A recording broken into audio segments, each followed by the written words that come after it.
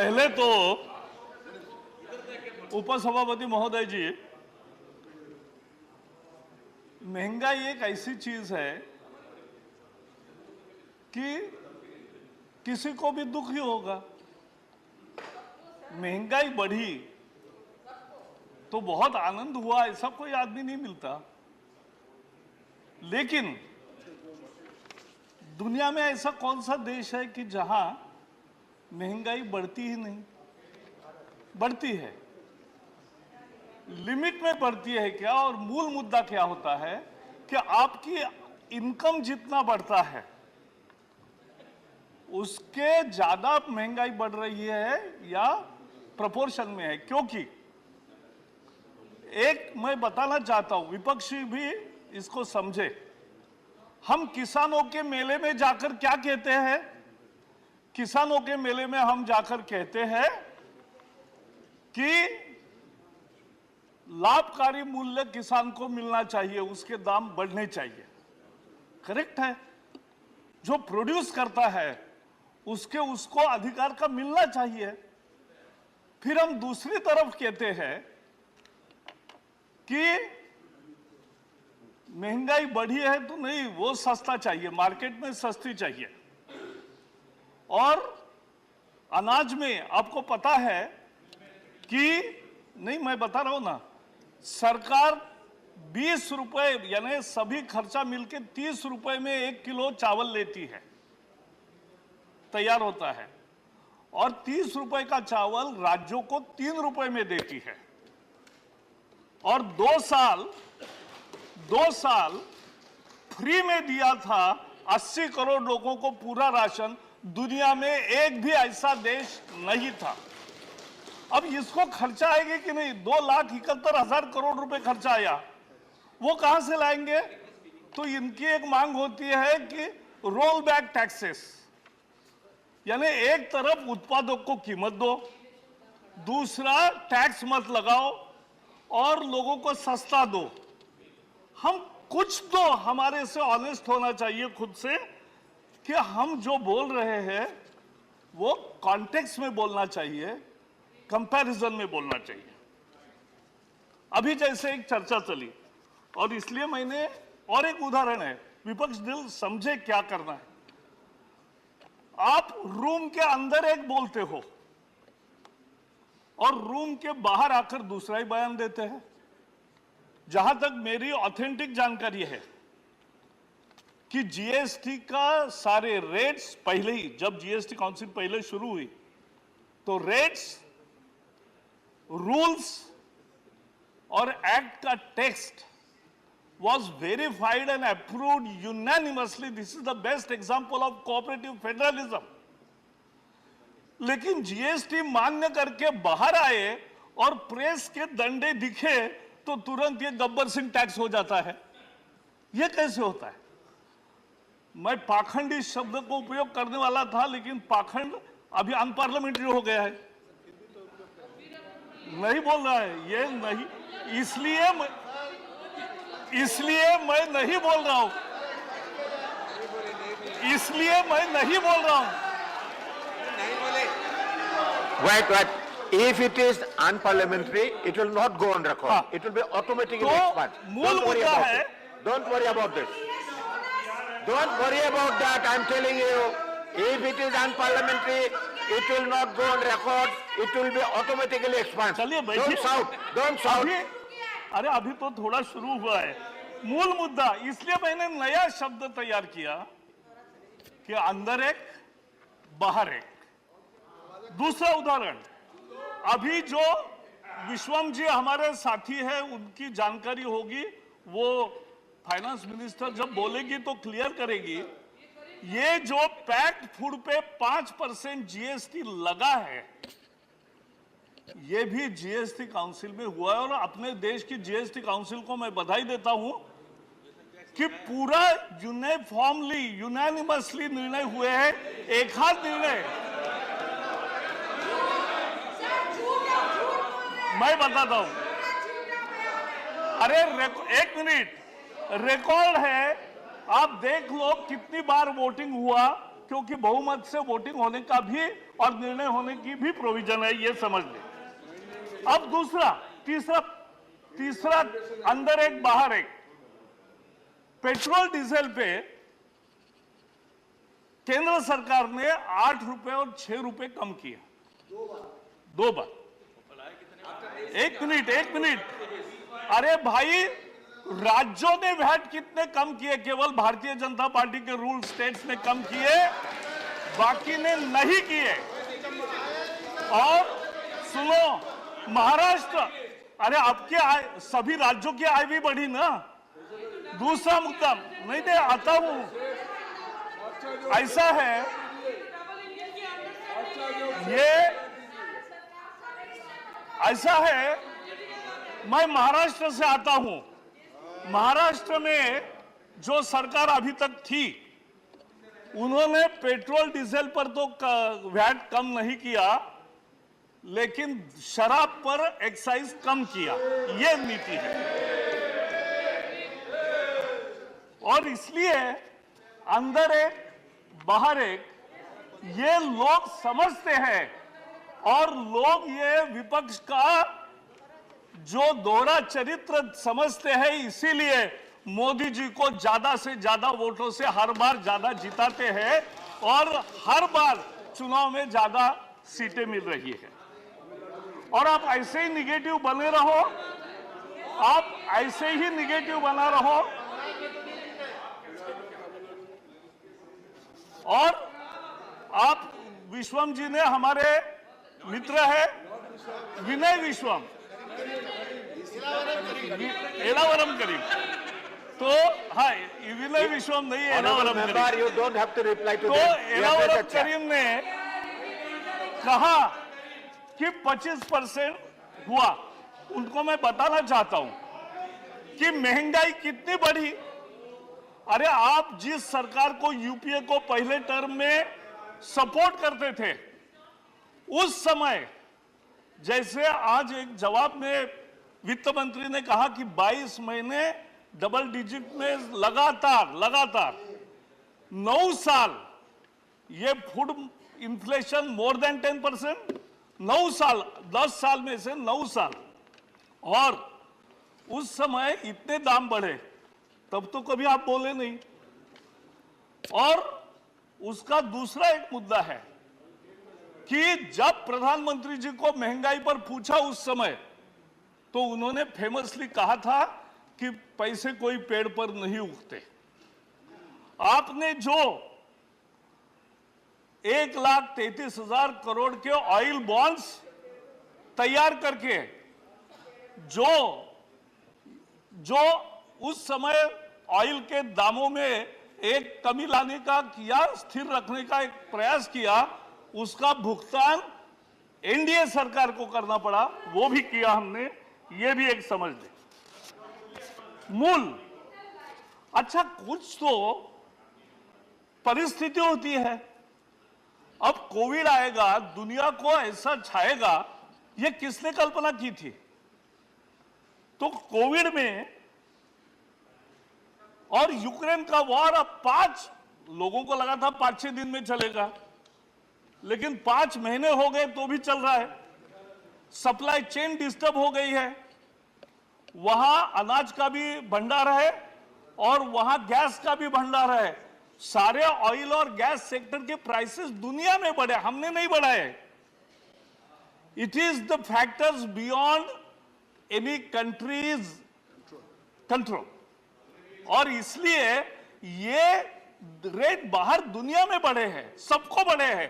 केवल भारत में बढ़े होते और बाकी जगह नहीं बढ़े होते तो लोग कह सकते थे कि भाई ये आपने गलत किया। एक मिनट, अभी बहुत लोगों ने, मुझे समय भी कम लेना है और मुद्दों की बात करना है, बहुत लोगों ने रुपये के डेप्रिसिएशन पर चिंता जताई। लेकिन मैं फैक्ट्स थोड़ा बताना चाहता हूं कि डॉलर, जैसे आज वित्त मंत्री ने उत्तर में भी एक कहा कि रुपये का appreciation with in comparison to other currencies भी हुआ है, ये भी हमें समझना भूलना नहीं चाहिए। और एक मिनट, वही बता रहा हूं, Don't comment. एक minute, You will have opportunity. उसका उत्तर भी एक You- किसान ने दिया है, or वो you मैं आपको brief your दूंगा leader. लास्ट में। They will bring those points. लेकिन Let him speak. Depreciation Bharat के रुपये का विसावी डॉलर 7.5% हुआ, जापान का 20% हुआ, यूरो का 13% हुआ। ये भी हमें समझना चाहिए, it is not just an India problem, it's a problem of the world economy and we are faring much better than other countries. This is a point which I want to make. UPA के जमाने में 9 साल मैंने कहा double digit inflation रहा, अभी हमारे 8 साल में 5 साल में 5% के नीचे रहा, 2 साल 6% के आसपास रहा और इसी साल 7% हुआ है। ये भी हमें समझना चाहिए और ये जब तक हम नहीं समझेंगे तब तक हम फूड सिक्योरिटी। मैं 2017 के चुनाव में मणिपुर गया था, इंचार्ज था, तो मैं सभी लोगों को पूछता था, आम आदमियों को भी, कि किसको वोट देंगे, तो बोले मोदी को देंगे। मैंने कहा क्यों, तो बोले उन्होंने हमें चावल 3 रुपए में दिया है। तो मुझे भी आश्चर्य लगा कि 3 रुपए में चावल, तो पहले फूड सिक्योरिटी में, एक मिनट, नहीं मैं वही बता रहा हूं, फ्री ऐसा है 3 रुपए में देने का फूड सिक्योरिटी में यूपीए ने निर्णय लिया था, लेकिन पूरे देश में वो नहीं दिया था।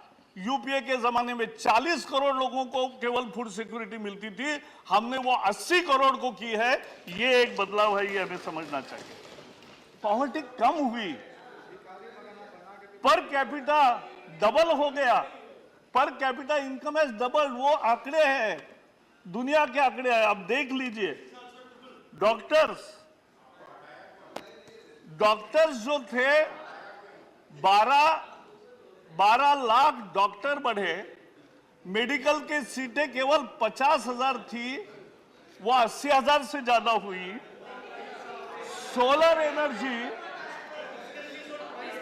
yes, because all this, the development requires money and money doesn't come by printing notes. It is, you have to generate resources, that is मूल मुद्दा है। और फूड ग्रेन जो 255 मिलियन टन था 2014 में, आज 316 मिलियन टन है, ये भी हमें समझना चाहिए। उपाय क्या किया सरकार ने, आरबीआई ने रेट्स बढ़ाए, मार्केट में डिमांड को और जो वोलेटिलिटी है एक तरफ, वो भी कम करने का कोशिश किया और प्राइसेस, इन्फ्लेशन ज्यादा न बढ़े इसके लिए प्रयास किया। 9 करोड़ उज्ज्वला गैस वाले महिलाओं को 200 रुपए की सब्सिडी हर सिलेंडर पर दी है। व्हीट एक्सपोर्ट रोका, बेटर पीडीएस के कारण लोगों के हाथ में अनाज जा रहा है जो पहले चोरी होता था। Additional fertiliser subsidy 1 lakh crore की एडिशनल फर्टिलाइजर सब्सिडी दिया है कि किसान को उसी दाम में खाद मिले। ये छोटी चीजें नहीं है, ये पैसा लगता है तो महत्वपूर्ण है ही। ड्यूटीज, स्टील के दाम बहुत बढ़े थे, घरों के कंस्ट्रक्शन के दाम बढ़े थे, स्टील के दाम कम करने के लिए भी एक्सपोर्ट का ड्यूटी भी बढ़ाया, इंपोर्ट का ड्यूटी कम किया, सब किया और ये करके ये प्राइसेस में भी स्टेबिलिटी लाई। आखिर हमारी आज इकोनॉमी की सत्यता क्या है?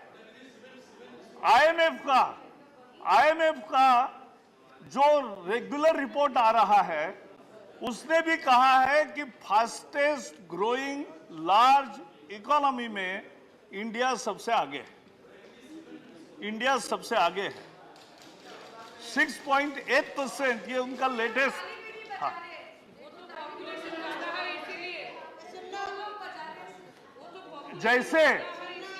जैसे रेसेशन दुनिया में, अमेरिका में आज चर्चा हो रही है।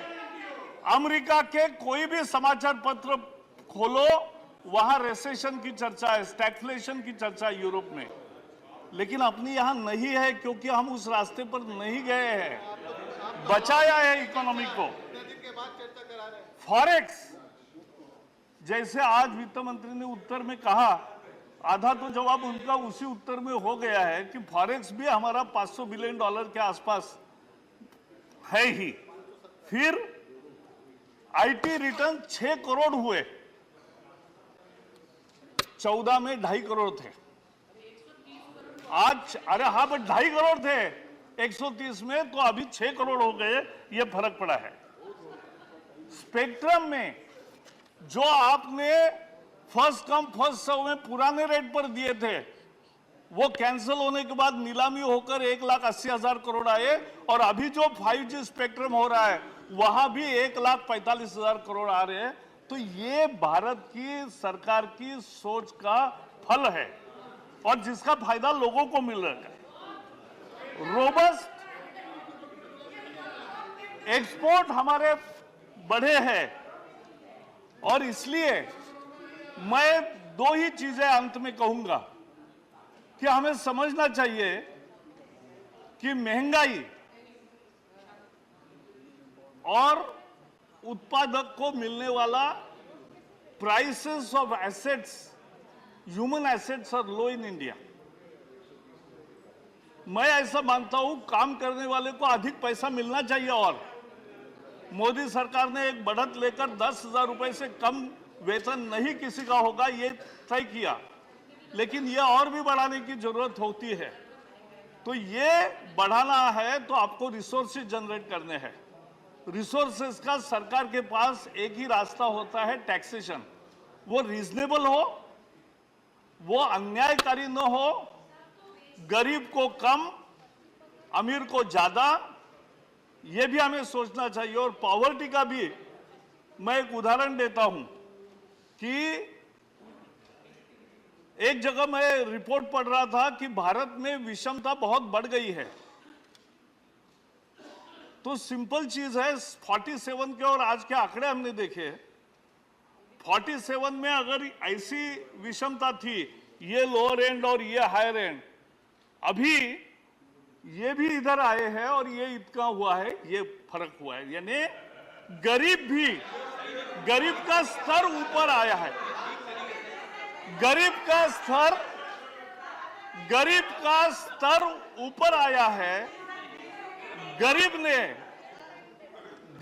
के जीवन में फर्क आया है, और यही उद्देश्य है। और इसलिए नहीं, बैठिए ना, मेरा समाप्त हो रहा है, बैठिए। आई एम नॉट यील्डिंग, बैठिए। तो इसलिए महंगाई के संकट का सामना करने के लिए मोदी सरकार ने लगातार काम किया है और वो करती रहेगी।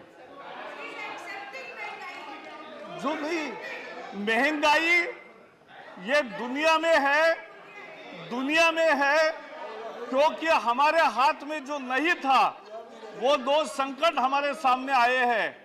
लेकिन हम एक विकास के गति में जा रहे हैं, सामाजिक न्याय दे रहे हैं और आर्थिक व्यवस्थापन भी अच्छा करेंगे और कर रहे हैं। इतना ही मैं कहना चाहता हूं। बहुत बहुत धन्यवाद। Thank you, Mr. Javadekar. You completed your speech before time. I request all the members to take his example and complete their speech before time. Now, Shakti Singh Gohil.